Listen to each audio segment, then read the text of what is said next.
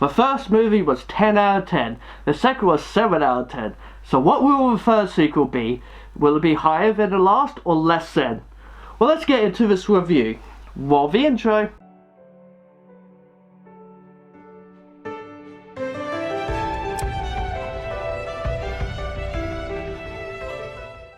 Land Before Time 3 came out in 1995, with all the same voice actors including director for the previous movie.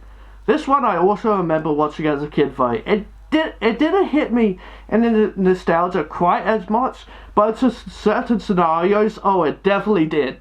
So once again, it starts off with narrating, talking about how the first creatures came from the sea, and then became dinosaurs. Okay, movie, this is the third time you told us that. I think we know we're watching a movie about dinosaurs. So this movie also has 3 new characters. 3 characters who are your generic bully characters. They're older than the main lore and just treat them like dirt because they're younger and smaller. Simple as that. They are pretty much the villains of this movie and are definitely weaker than the egg stealers. But there's definitely more to it, so let me continue and explain why. So it does start off with bully characters picking on Littlefoot and such as they kick her out of walk. Boy, times were boring back then, weren't they? But then asteroids, or flying rocks as they call them, come down. Luckily not hitting them, so it seems like it was just an odd incident, but without harm. They also have like a really nice little light show afterwards, it looks really pretty. But then the waterfall starts flowing. Their source of water has come to an end, but they ain't sure why. That's okay though, because the bullies sing a song for us. So yeah, it's a song. It's a song. So yeah, Littlefoot and the others, while playing around, get attacked by the bullies, who sing a song about being bigger than them and stronger than them. That kind of bully song. Honestly though, the way it sounds is pretty good. The singing is dreadful, but then the actual music is a lot more upbeat than it was in the previous movie, so it is kind of better than any of those songs. No offense to those songs, but yeah. I guess a little offense. Still though, it's a very generic 90s kids bully movie stuff. After that, we see the Great Valley is slowly dying, with a source of water drying up. The trees are all dying, and so now everyone's in a panic, especially Sarah's father. As usual, he is the grouchy bum dad of the story. And is once again a little specious, because he's the one that starts arguing that like this species uses too much water, that this species eats too much food, and so on. Causing panic and upset in the herd and making everyone not get along very well.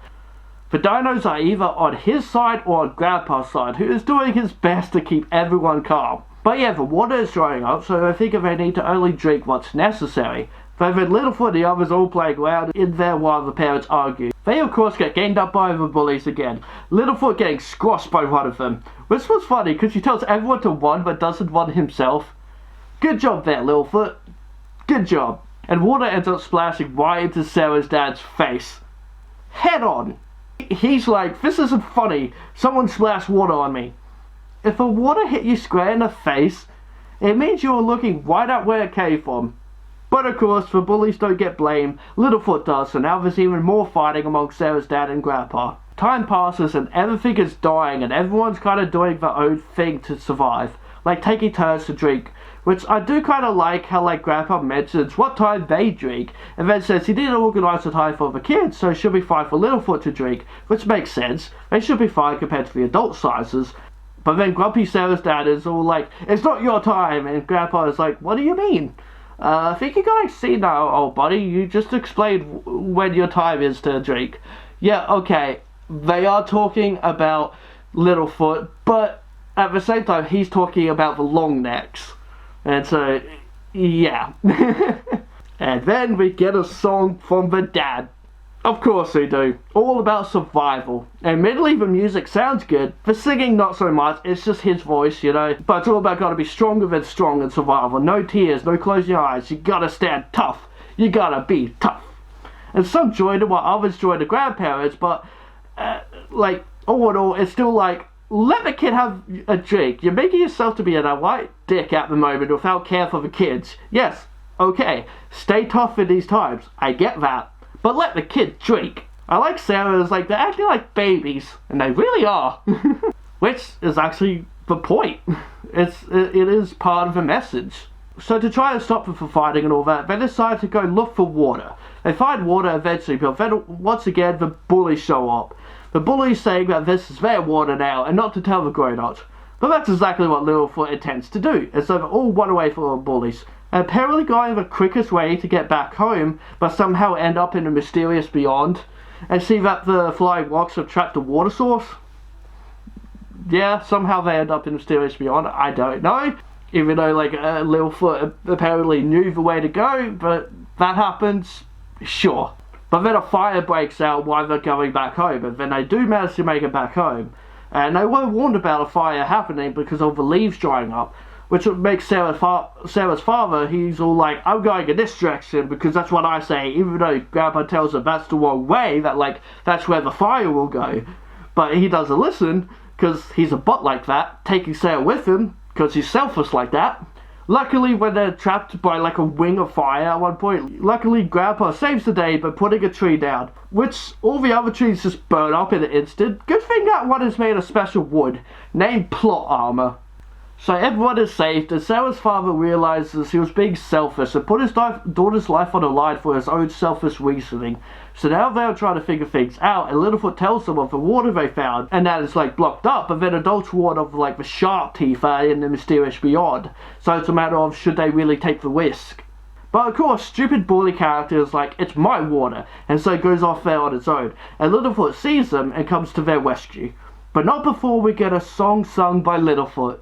An actual, really good song about the bullies that they're no different than them. They have parents, they act all tough and mean, but they're still kids like them. And that maybe because they're bigger, they think they have to pretend to be all tough and strong and act like they don't need friends. But Littlefoot keeps singing the end, they are just kids in trouble. They need someone to trust and such. It's honestly not only sung well, but a really good song and message. Yes, teenagers can be horrible, but there are those that in the end are just kids and might have troubles at home and such that make them need to be tough. But they're still the same kid they always were. Then the main bully gets stuck in a tar pit. The others rescue him, of course. He is grateful or happy about it that they saved him and doesn't need their help. But then he sees his parents along with the others fighting the children and asks for help as he hides behind them. His dad comes over and starts yelling at him that he should stay where it's safe and all that. And Sarah's dad sees this and realizes yelling at your child and reacting with anger all the time is not how to handle your child, because then that's all your kid will know. This explains why the bully is the way he is. Like I said, you don't know what problems they're having at home to make them the way they are. This is a great message to adults in this kid's film. I really like that they explained this bully in a real simple way for everyone to understand. But then they get attacked by raptors at the end that look pretty cool. Though I'm sad they're referred to as shark teeth, not like shark claws or something like that. Basically, they gave all the meat eaters that basic name instead of a unique name. But whatever, small little gripe. So the adults fight it out with the raptors and the kids help now and then as best as they can. Honestly, I really love this part of the film. It's good tension and decent action in a kid's film. And then in the end, they manage to fight them all off, and it's really good action. As I said, I really enjoy this moment. And in the end, I learned about sharing that in desperate times, they can't fight each other. They need to share and help everyone out. They need to organize things better so everyone gets a fair deal. Not just fight like children all the time, and not just think of themselves. Honestly, very topical as a moment of writing this. So yeah, that's the movie. That last half hour or so of this movie is really good, honestly. A lot of tensions with great messages, a great song, some good fights. Yeah, it was actually pretty good towards the end. Though it does take a bit to get there. Like, the bully characters are like the main villains, and they're so generic. Your really basic, boring bullies we see in every other kid's movie of bullies. They're no different.